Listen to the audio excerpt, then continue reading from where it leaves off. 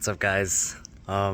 So I asked my friend David what he would ask me if he knew that I were going to die tomorrow, and he said he'd ask me why we're here. Like, why are we here? Why are we alive? What is the point?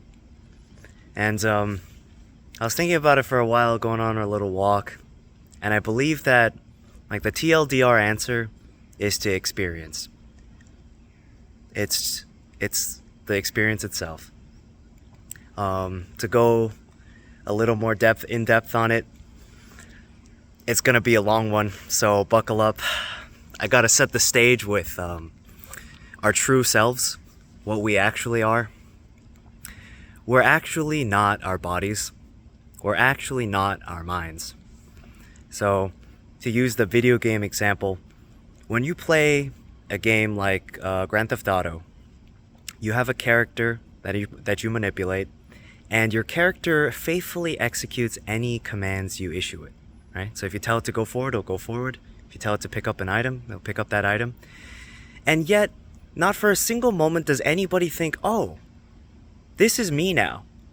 I am this guy. I am this character that I'm piloting. No, not at all.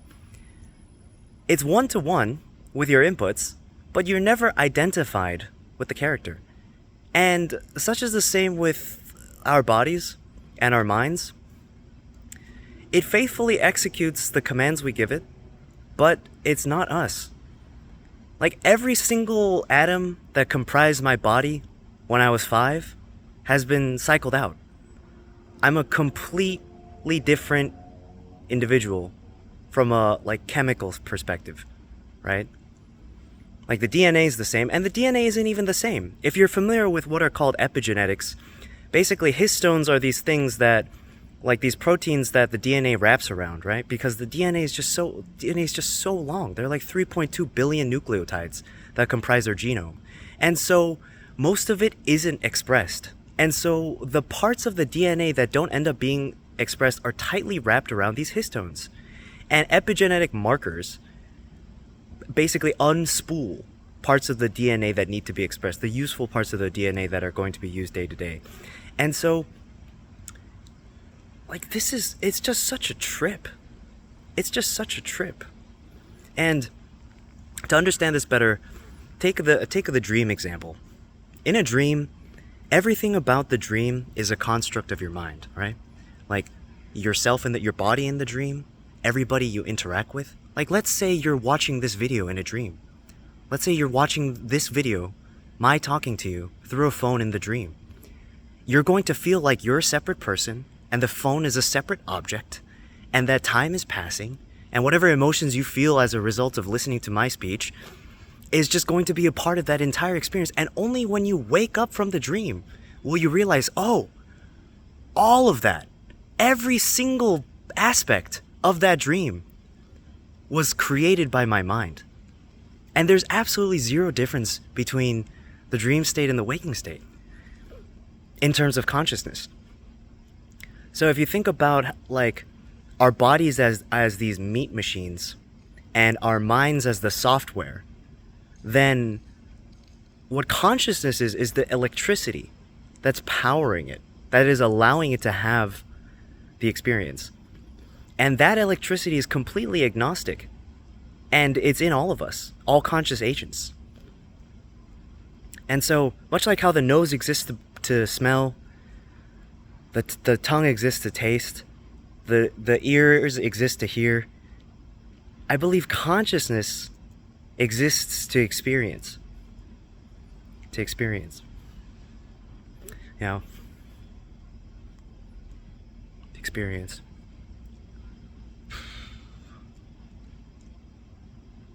Spirituality is truly the most bang for buck investment ever. Like, why? I'm asking myself, why did God create this? Like, why if in like Hindu schools of thought, consciousness is equated to God. Like, we are all Brahman. Brahman is existence, consciousness, bliss. That is the true nature of ourselves. And a beautiful mantra goes, when I think about myself as a body, God is my master and I am his servant. When I think of myself as a sentient being, God is a big whole and I'm an infinitesimally small part of it. And when I think about myself as pure consciousness, pure awareness, then God and I are one reality. And the reason why I think human beings resonate with art so much is, and like the definition of art that I resonate with the most is anything done for its own sake. Anything done for its own sake. And so when we dance or when we listen to music, we're listening to it for the sake of listening to it. And so when we see somebody living authentically, living life for the sake of living it, it's viscerally magnetic. It's viscerally magnetic because that's our true nature. It's just being that entity is living in accordance with its true nature. And it's just so beautiful. And if you completely detach yourself, well, not completely, you still have to breathe, you still have to poop, you still have to eat, you still have to drink water. But if you realize that you're not your body, that you're not your mind, and that you're just pure awareness, then you just aren't as invested. You're not lost in the sauce. And if you're familiar with negotiations, the party that cares the least has the most amount of leverage. So even from a secular standpoint, it makes sense to be deeply, deeply spiritual. Because everything is a negotiation. Like, what we can accomplish on our own is basically nothing. Nothing. We can't do anything alone. We need other people.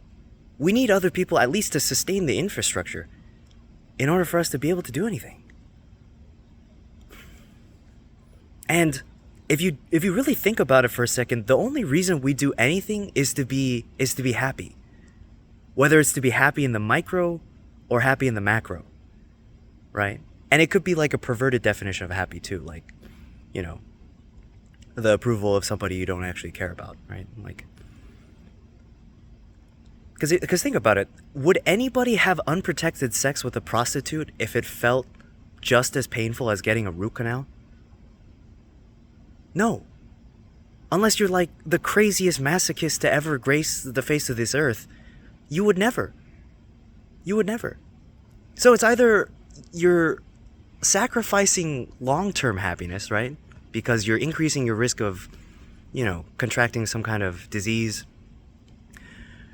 for the sake of momentary pleasure, or you're sacrificing momentary pleasure, you know, like not drinking or abstaining from eating cake because you want to lose weight for the sake of, you know, your future self. Like, oh, I'll probably be happier in the future if I make this decision. And so if you realize that nothing in the world can give you everlasting happiness, nothing in the external can ever give you everlasting happiness, because everything in this world is transient. Everything. Out of the 117 billion people that have existed, and like they've all died, every single one of them. And I'm just currently 1 out of 8 billion, and 150,000 people die every single day, and I'm on 9,071. Today's my 9,071st day on this earth, and there are only 29,200 days in 80 years. It's just going. And, like, you know, in 500 million years, the sun is expected to expand so much that it'll just boil off all the oceans on the earth. And so everything in this existence is transient. And so if you place your happiness, if you place your source of fulfillment in something external, you're just setting yourself up for failure. It's the concept of even though you may win, you lose. Like, you're winning in the micro by getting things, achieving your goals in the physical, but you're going to eventually lose. It's kind of like, oh my goodness, I'm working so hard at this company and I'm on track to get a promotion, but they're going to go bankrupt in 5 years. They're going to go bankrupt in 5 years. It's like, oh my God, I got this date set up, like lined up with this wonderful girl But it turns out she's very toxic, and she has absolutely zero desire to have a sustainable dynamic with me. It's like, even though you win, you lose.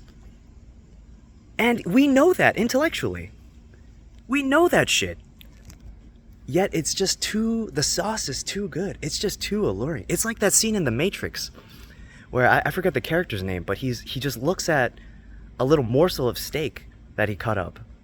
And he's like, I know that this steak doesn't exist. I know that when I bite into this steak, it's just the Matrix giving me the sensations that are consistent with eating a steak. But goddamn, ignorance is bliss. And ignorance is bliss until it isn't. Until it isn't. Until the bill comes. Because nothing about reality has changed. Nothing. It's just going. Yeah. Anyway, yeah, so it's a basically long-winded explanation of why I think we're here. I think we're here to experience. And I think we're here for the sake of being here. I think we should live for the sake of living. And you can really have your cake and eat it too if you keep spirituality as a priority. Because you can win in the micro and win in the macro. Like, I went for a run today. I went for a 30-minute run. Just some zone 2 cardio. And I felt amazing afterwards. I felt like giddy, euphoric. And so, like, all the health benefits, like the neurogenesis induced, like the increased cardiovascular capacity, you know, like the decrease in LDL, like just all-cause mortality going down. Like it feels amazing in the micro, and it feels amazing in the macro. But still, I know, I'm 25 this year. I turned 25 this year. I know that I'm just on the decline, physiologically speaking. So it's all transient. It's all gonna go.